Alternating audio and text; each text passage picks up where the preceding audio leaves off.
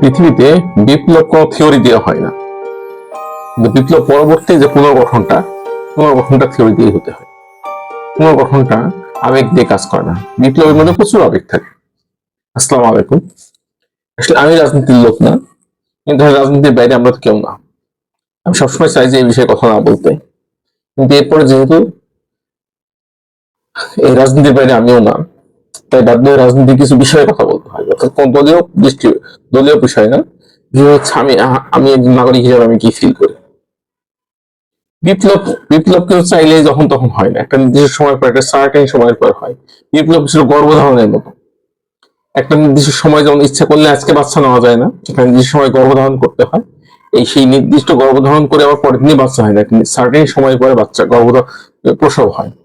বিপ্লবের বিষয়টা হচ্ছে বিপ্লব তৈরি হয়, বিপ্লবের একটা গ্রাউন্ড তৈরি হয়, এবং নির্দিষ্ট সময় পরে সেই বিপ্লব প্রসব করে বা বিপ্লব বাস্তবায়ন হয়, বিপ্লব আলোর মুখ দেয়। এটা হচ্ছে বিপ্লবের সূত্র। এই যারা মনে করেন যে ইচ্ছা করলে বিপ্লব করা যাচ্ছে, আমাকে কালকে একটা বিপ্লব করে দেখান তো, আদৌ কি সম্ভব? সম্ভব না। আগামীকাল কোনো বিপ্লব হবে না, আগামীকাল কোনো মাস্টার মাইন্ড তৈরি হবে না, 100 মাস্টার মাইন্ড আসলে আগামীকাল বিপ্লব হবে না। এই যে বিপ্লব হয়ে গেছে না, 36 বিপ্লব, এই বিপ্লবের পরে এখন আপনি চান আর এই বিপ্লব হবে না। মানুষের আবেগ আকাঙ্ক্ষা কত কিছু, কারণ মানুষের সবকিছু শেষ হয়ে গেছে না। বিপ্লবের থিওরি এটাই থিওরি। পৃথিবী সৃষ্টির পর থেকে এটাই বিপ্লবের থিওরি। একটা একটা সার্টেন সময় পর বিপ্লব হয়ে যায়, প্রসব হয়ে যায়, এরপর আবার পুনরায় বিপ্লব করতে হলে আবার সেই সেটা বলেন দশক, শতক কিংবা 50 বছর অপেক্ষা করতে হয়। সুতরাং বিপ্লব বিষয়টা আরো সহজ নয়।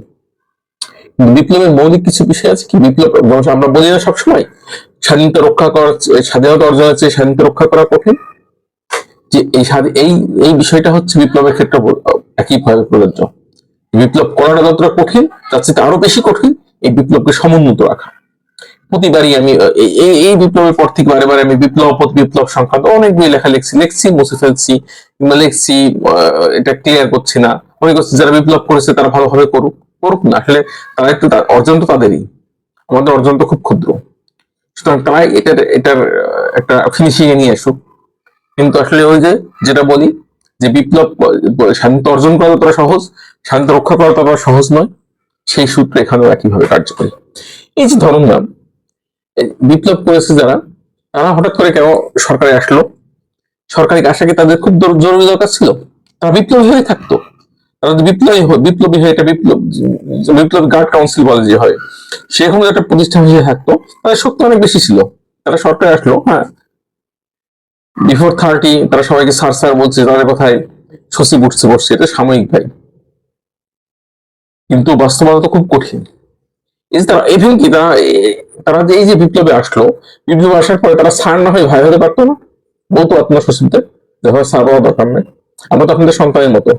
হ্যাঁ, আমরা একটা বিপ্লবকে লিড দিয়েছি, বিপ্লবকে আমার বুকে ধারণ করে বিপ্লবকে এখনো বাস্তবায়ন করার জন্য আমাদের জাতি কিছু দেওয়ার আছে, এই জন্য আমরা এসেছি, তার মানে আমি স্যার না। কিন্তু ওই যে ব্রিটিশ আমাদের মাথার মধ্যে দিয়ে দিয়েছে স্যার বললেই তোমার মর্যাদা বৃদ্ধি পায়, ওই স্যারটার বাড়ি কিন্তু আমরা যেতে পারি নাই। তবে এরা সবাই ছোট বাচ্চা, এদেরকে প্রশিক্ষিত করার জন্য আমাদের একটা গ্রুপ মনে হয় ছিল সাথে, এবং সাথে তারা আছে, তাদেরকেও মনে হয় চিন্তা ভাবনা করা দরকার ছিল। তাদের শক্তি আছে, কিন্তু যে এই যে রাজনৈতিক যে কূটকৌশল, এই কূটকৌশল কিন্তু তার মাথার মধ্যে নাই।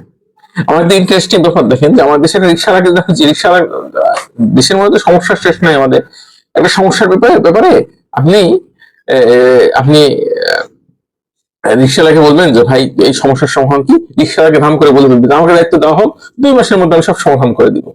আসলে রিক্সাওয়ালা পান? রাষ্ট্র অনেকগুলি সূত্রের মধ্যে চলে, অনেকগুলি মেকানিজম দিয়ে একটা রাষ্ট্র চলে।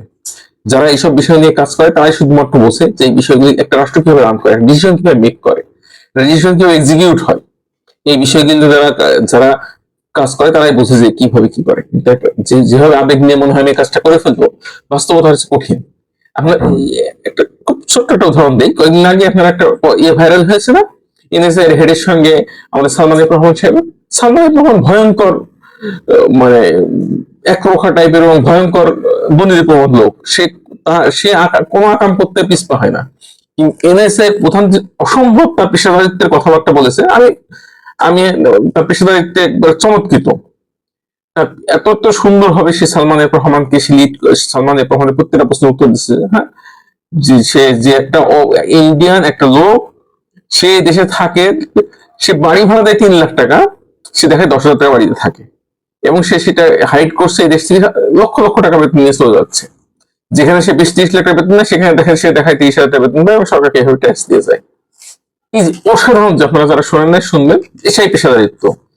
এই পেশাদারিত্বের কারণে সচিবরা রাষ্ট্রকে সামনে আগাতে পারে, এই পেশাদারিত্বের কারণে সচিবরা রাষ্ট্রের ডিসিশন মেকিংকে অফ করে দিতে পারে। এই যে বিপ্লব হয়ে গেছে, বিপ্লব যখন হয় তখন সবকিছু সুপারসনিক গতিতে, কিন্তু বিপ্লবের পরে কারণ সুপারসনিক গতিতে হচ্ছে না, কারণ যে যারা এই কাজগুলি করবে এরা রাষ্ট্রের একটা রাষ্ট্রীয় কাঠামো যেভাবে চলে, ওই যে আমাদের পিনাকি সাহেব শুক্রবার যে এনজিওগ্রাম আর একটা রাষ্ট্রকেও রান করে। এনজিও ফরেন কিছু ফান্ড নিয়ে এলাম, একটা প্রপোজাল প্লেস করলাম, ফরেন কিছু ফান্ড নিয়ে এলাম, ফান্ড ফিল্ডে কিছু কাজ করলাম, এটা একটা রাষ্ট্রীয় অবকাঠামোকে নিয়ন্ত্রণ করতে পারা দুইটা বিষয় ভিন্ন।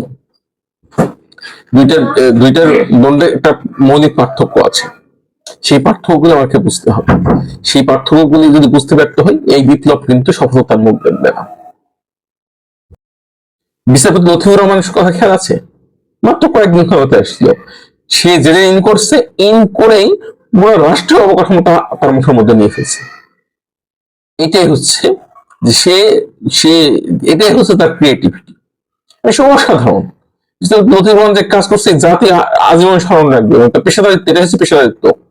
তিনি কোন দল করছেন কি করছেন এটা প্রশ্ন, কিন্তু যে পেশাদারিত্বের পরিচয় দিচ্ছে, সে ইন করছে, ইন করে সমস্ত দলীয় যত আছে, সে বিএনপি হোক আওয়ামী লীগ হোক, সমস্ত দলীয় শৃঙ্খলাকে, দলীয় যে লেজুর ভিত্তি ভেঙে তিনি নিরপেক্ষ একটা অবস্থান থেকে কাজ করছেন। যদি কিছু শিখতে হয়, প্রশাসনকে অতি শর্ট টাইমে কিভাবে নিয়ন্ত্রণ করতে হয় লতিফুর রহমানকে শিখতে হবে। সেদিন যে ইন করছে 2 দিনের মধ্যে 48 ঘন্টার মধ্যে প্রশাসন সে নিয়ে আসছে। কয়েকদিন আগে শুনলাম আমাদের প্রধান উপদেষ্টাকে আর্মি আগে থাপড়াইছে। তার মানে এখানে এই যে ভারসাম্যহীনতা তো আছেই, কে কার চাইতে বেশি ক্ষমতাবান এই বিষয় তো আছে। টোটাল সেক্টরে কোনো কাজ হচ্ছে না, কিন্তু গতিশীলতা নাই, প্রত্যেকটা সেক্টরে প্রত্যেকটা কাজ স্থবির হয়ে পড়ে আছে। একটা সিদ্ধান্ত নিচ্ছে, একটা আছে, হ্যাঁ এই লোকগুলি রাজনৈতিক একটা কেন্দ্রে নয়, কিন্তু রাজনৈতিক কোনো উদ্দেশ্য নয়, ও সিঙ্গেল মোটিভেশন না, একটা রাজনৈতিক দল সিঙ্গেল মোটিভেশন নিয়ে কাজ করে এভাবে কাজ করছে না, কিন্তু দেশের প্রতি দায়বদ্ধতা, তো একটা মৌলিক বিষয়। আমরা যে বিষয় নিয়ে দেশ স্বাধীন করছি, আমরা যে উদ্দেশ্য নিয়ে দেশ স্বাধীন করছি, একটা স্বতন্ত্র রাষ্ট্র, একটা স্বতন্ত্র রাষ্ট্রীয় বোধ, একটা স্বতন্ত্র রাষ্ট্রীয় কাঠামো নিয়ে আমরা কাজ করেছি, সেই বোধ থেকে সবাই কাজ করবে না। সেখানেও এই এনজিওগ্রাম সরকার হওয়ার কারণে, এই যে অদক্ষতার কারণে একের পর কিন্তু সমস্যা হচ্ছে। যাই হোক, এটা তো আসলে আলোচ্য বিষয় না। আলোচ্য বিষয় হচ্ছে যে আপনারা যারা এর সঙ্গে জড়িত, প্রিয় ভাই রাজনীতিবিদরা, আপনারা যারা এর সঙ্গে জড়িত, আপনি একেবারে নিজেদেরকে মনে করেন যে একজন যে পল্টন ময়দানে বক্তব্য দিবেন দেশ স্বাধীন হয়ে যাবে, এরকম না। এর পিছনে আপনাদেরকে এক জায়গায় দরকার হয়, আমলা দরকার হয়। আমলা মানে শুধুমাত্র সচিবালয়ের আমলাই না, রাষ্ট্রীয় কাঠামোর মধ্যে আরো যে সেক্টর গুলি আছে, যে আমলা যে সেক্টর গুলি আছে, এইগুলি প্লাস আরো যে রাষ্ট্রের সঙ্গে সম্পৃক্ত কিছু সংস্থা আছে, কিছু বিষয় আছে যারা ডিসিশন মেক করে, সবাইকে মিলে আপনাকে কাজ করতে হবে। এছাড়া যত বাহাদুরি করেন পল্টন ময়দানে বাহাদুরি দিয়ে দেশ থাকে না। আপনি যদি এই রাজনৈতিক যে অর্জন, এই অর্জনকে যদি ধরে না রাখতে পারেন, দেশ কিন্তু শেষ হয়ে গেল। এই দেশ আর সামনে বাড়াতে পারবে না। সামনে 50 বছরে এই 5,000 মাস্টার মাইন্ড সামনে 50 বছরে দেশকে স্বাধীন করতে পারবে না। সুতরাং সবাইকে একটু চিন্তা ভাবনা করতে হবে। যারা এই প্রক্রিয়ার সঙ্গে জড়িত আছেন, যারা রাজনীতি যাদের পেশা, রাজনীতিকে যারা ধারণ করেন, তারা দয়া করে এই বিষয়গুলি নিয়ে চিন্তা করবে। আসসালামু আলাইকুম।